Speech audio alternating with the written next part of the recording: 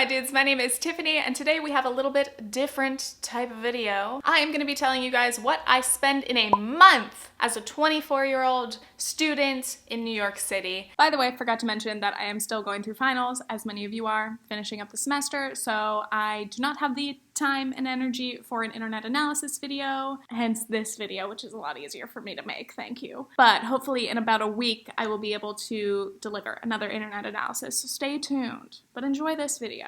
So in case you are unfamiliar, this kind of series has been going around YouTube for a bit, what I spend in a week as a whatever-year-old in whatever city. My friend Lexie Lombard was the one who kind of reawakened this trend. There have been so many up since then, so if you do like this video, I'd recommend watching those. I am just fascinated by personal finance. I'm very obsessed with it. I love thinking about it, talking about it. I love hearing other people talk about how they spend their money. So this content has just been a goldmine for me. So initially I was going to just film a regular week of spending, put it on my vlog channel. By the way, I have a vlog channel, a second channel where I put other types of content. And I tracked a week, and then I didn't think it was like represented enough of a typical week, so then I tracked another week, and then I went to record the video of 2 weeks, and I was like, nope, this just isn't it. I just want to share my literal average monthly spending throughout this year. So I do track all of my spending and I put it into an app called EveryDollar, and then I use that and put it into a budget spreadsheet for the whole year.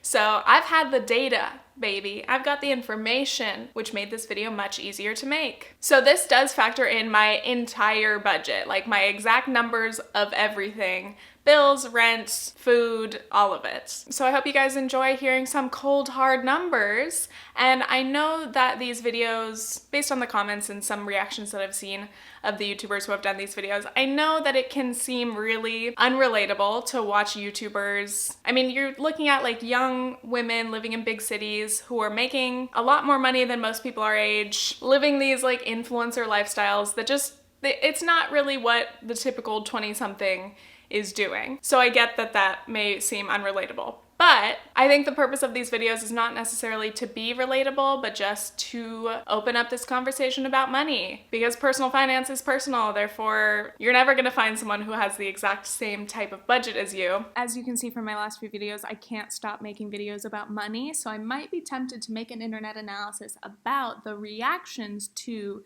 these videos. So if you're interested, let me know. It'll be added to the literally endless video list. And again, this is not a budget that I would recommend to anyone, but this is just what my spending typically has been for this year. Also, I don't stick to a strict budget. It's not like I give myself a hard amount of money for each category, but I just like to track and see trends and kind of be able to keep an eye on my spending so that I know what I should probably pull back on or what I can afford to pay more for. Does that make sense? Anyway, enough disclaimers. Let's get into the numbers, baby. First of all, when I moved to this apartment with my boyfriend in February, I had a rough calculation of what my bills would be, and from there I figured out how much money I would need to earn to be able to pay my bills. So at the beginning of the year, I was planning on getting a regular job, probably going back to Starbucks or being a barista somewhere else to supplement my YouTube income, because prior to this year, YouTube has never been my only job. So at that time, I figured out that my monthly spending, spoiler alert, is around $3,000 a month, a little less than $3,000. So for example, just with YouTube, I would have to make about $4,000 so that I could pay about 25% of that toward taxes, and then I would have about $3,000 after tax. So those are the minimums and like targets that I need to hit to be able to handle my bills, basically. Speaking of taxes, I use QuickBooks to see my exact amounts of what I need to send for my quarterly taxes, but basically when you're self-employed, you have to pay taxes throughout the year. You pay your federal taxes, there are special self-employment taxes, and then I have state taxes for New York State and city taxes for New York City. So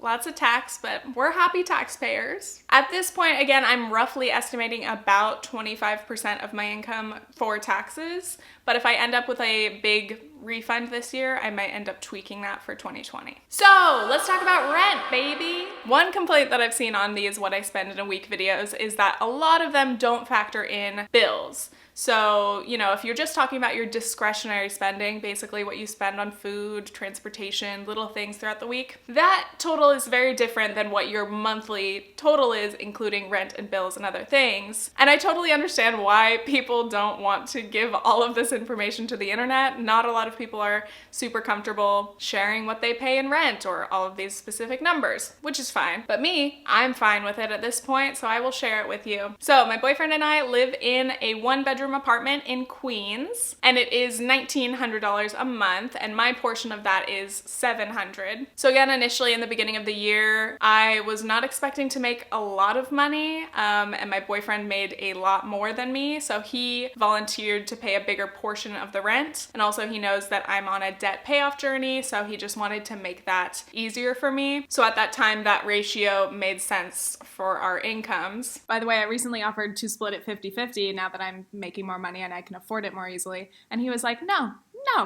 I was like, yeah, sure? Okay. I mean, I'll take it, but like... In addition to paying $700 of the rent, I pay our utilities. So I pay our Wi-Fi, electric, and gas. Wi-Fi is $45 a month, utilities are $70, and then my phone is $70. I'm on a family plan, T-Mobile baby. And then I have a category in my budget for various home items such as decor or things like toilet paper or cleaning products, and that averages about $75 a month. Then we move on to debt because, as I mentioned, I am on a debt payoff journey, and my big focus this year and next year is to knock out all of my debt. I've made quite a few videos about it if you want to check those out. But obviously in terms of my budget, what is built in are of course minimum payments because that is non-negotiable. You gotta pay those, pay them on time. So my student loan minimum payments every month are $245, which includes my loans and my Parent Plus loans. And then when I had credit card debt, my minimums were about $300 a month. But I did pay off my credit cards, $10,000 finally. After being in debt for years, I paid off my credit cards in October, and now I'm working toward paying off my remaining student loan total, which is about $18,000. So if I make extra money in a month, I will pay extra toward my debts. But again, when I'm looking at my basic budget, I only factor in the minimums because some months I make a lot less and some months I make more, so that changes. Next category, education. Luckily, my financial aid covers everything. So I do get a refund after my tuition is all covered, and that helps me pay for books and other college-related things. But really, my school is very affordable. I go to a CUNY. I could not say enough good things about it just because I'm so excited about how affordable it is for me. So that is great. Next category, entertainment. I average about $80 a month. I have the Regal Unlimited movie pass, which is I think $24 a month. So if I see at least 2 movies a month, it's worth it for me. Big fan of movies, love going to the cinema. Ugh, nothing is better. And then also occasionally I'll buy concert tickets or I'll go to a comedy show and I add those tickets into this category as well. Next category, everyday. The categories don't all make sense, so don't pay too much attention to them, but this is just how it's organized right now. Groceries. I average $160 a month on groceries. My boyfriend and I split the bill, so every time we go, one of us pays and then we'll just Venmo each other immediately. And my grocery bill is sometimes a little bit high because I'm vegan and I do love me some mock meats, some, more pricey vegan items. So yes, I'm buying Gardein, I'm buying Boca, I'm buying field roast, the goods. But then, you balance that out with rice and beans. Then we have restaurants, drinks, eating out, even vending machine food go in this category, and that averages about $200 a month. The thing there that I don't get is, say Nathan and I go to Chipotle on a Friday, he pays for that. If we go to the movies and get some snacks, he pays for that. He likes to volunteer usually to pay for our meals when we eat out, because it's like we're going on a little date and he enjoys paying for it. But sometimes we'll split it or I'll pay for it, so it's not always the case. But I'm like, okay, he's covering a lot of the food that we eat out and I'm still paying that much a month? What am I doing? I need to cut down on that. I know. Then I had to make a separate category for this specifically because I know I spend too much on it, and that is coffee shops, aka always Starbucks. I know. The #1 budget rule that everyone recommends is cut out your daily $5 coffee. And I'm like, sometimes my coffee is $7. Even more reason to cut it out. I know. But my average coffee shop spending is $125. To be fair though, on the weekends, Nathan and I get our coffee, we get bagels, and I pay for the coffee. So that's when I'm spending like $15 at a time, multiple times a weekend. So I know, but it's a treat. The thing about budgeting or tracking your spending is that you're allowed to have your things that make you happy. And for me, I've tried to understand it, but I just like the process of walking to a coffee shop. Sometimes it's the only thing that gets me out of the house on a day where I don't have school. I like the atmosphere, I like the smell of the coffee, and I like walking out with my stupid cup. Or walking in with my reusable cup, because I need to remember to do that. Anyway, whatever. You don't need to justify your spending, you just have to figure out what is worth it to you and where you can make cuts elsewhere. So total spending on food, groceries, eating out, coffee shops, averages $500 a month, which is a lot for one person. But again, I love food. That is not a part of my budget that I want to cut down to the minimum just because I want to be able to enjoy eating and drinking things. Also, if we ever go out for drinks, that also falls into this budget. So expensive drinks at those comedy clubs, that goes here. Anyway though, I would like to bring my total food spending down to about $400. So I think it's easier to look at the food spending as a total amount rather than exactly that much on groceries or eating out or coffee. Because if I spend less on restaurants, then I can spend more on groceries or vice versa. Next category, clothing. So I have averaged $110 per month on clothing, which is shocking because in the beginning of the year, I felt like I wasn't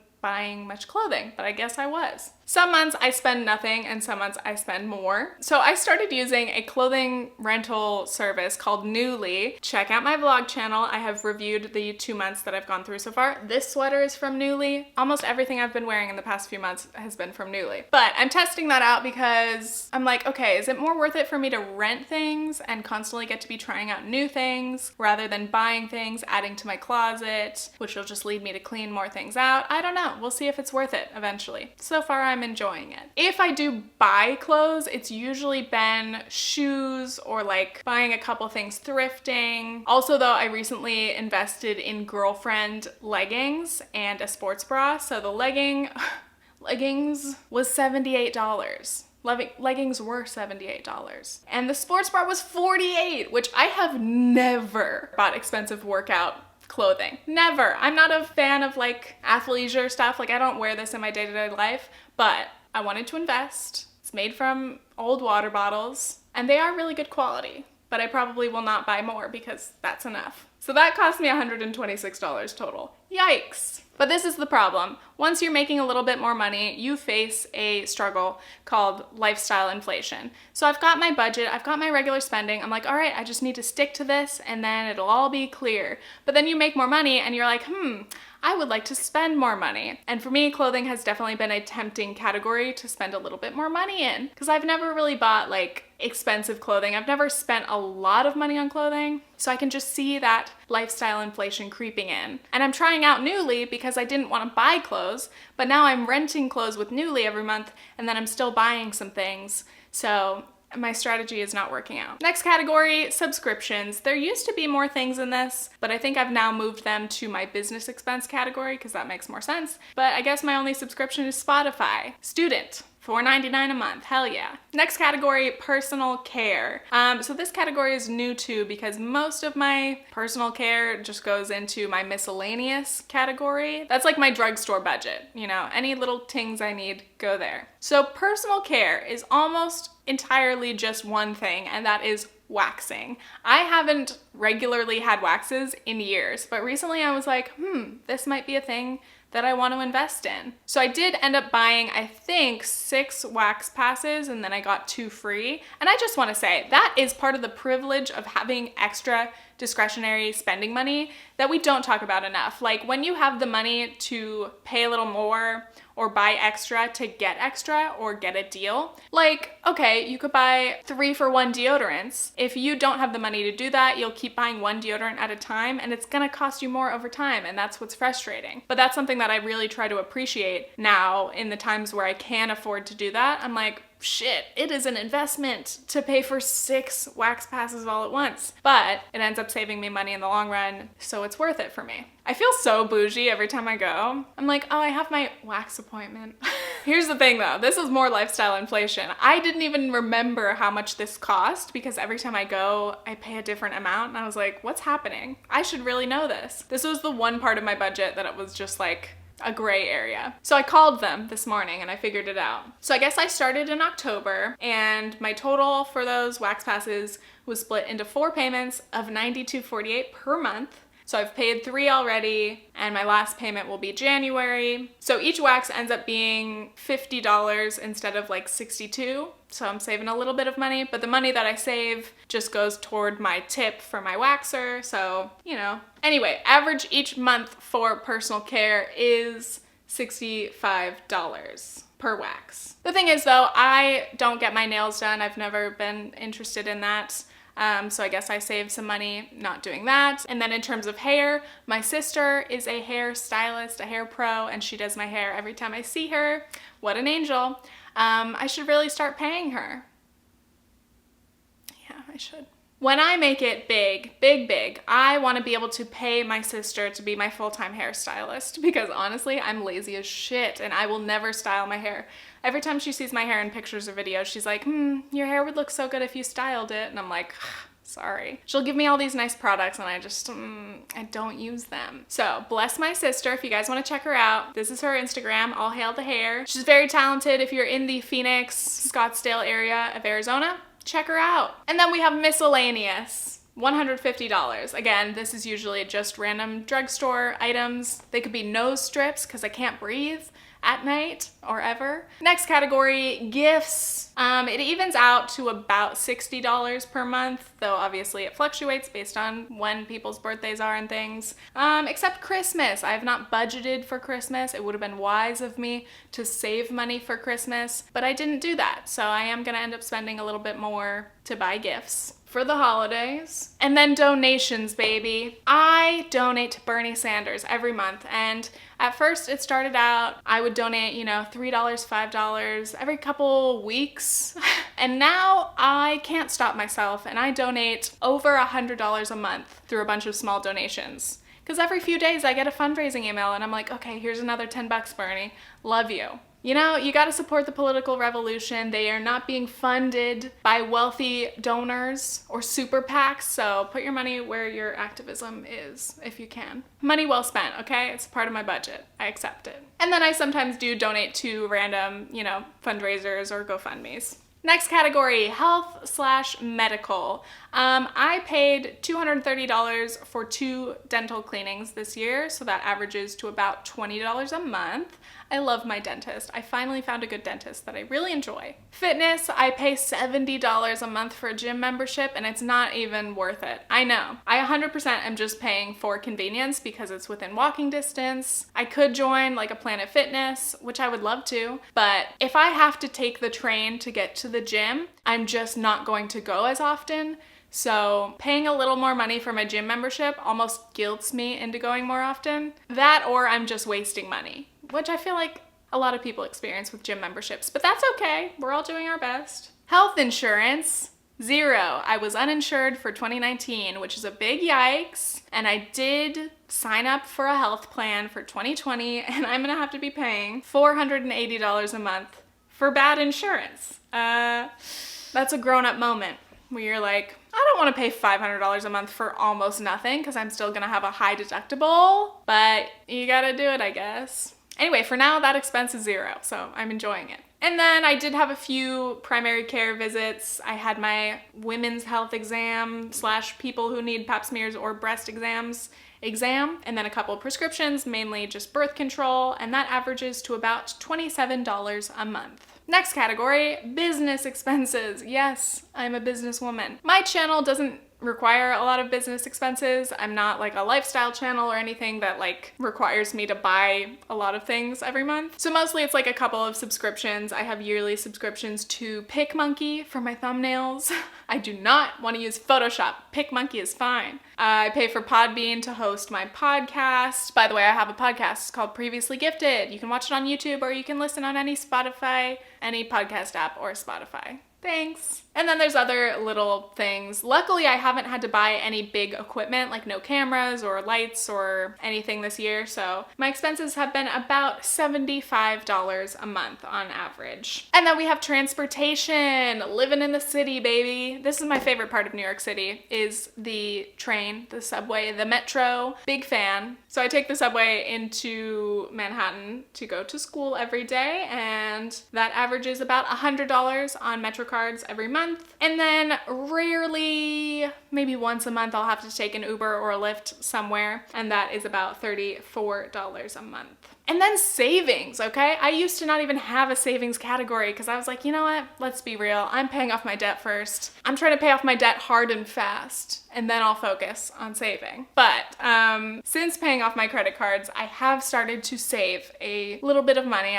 I'm saving $175 a month toward my emergency fund. But once I pay off my student loans, then I'm going to go hard and fast on the savings. So, you know, I'm gonna open my Roth IRA retirement fund. I'm going to build up my emergency fund to ideally at least 3 months of expenses. So 2020 is gonna be a big financial goal year. Gonna be paying off debt and saving money, hopefully. So we've reached the end of my budget, okay? So I'm gonna give you the totals, the grand totals. And again, these are my averages, so every month changes, but this gives a pretty accurate picture. Before, when I had credit card debt and I was not saving money, I was spending an average of $28.86 plus my tax payments, plus any travel expenses, and then anything left over would go toward extra debt payments. Now I'm averaging $27.61, again, plus taxes, travel expenses,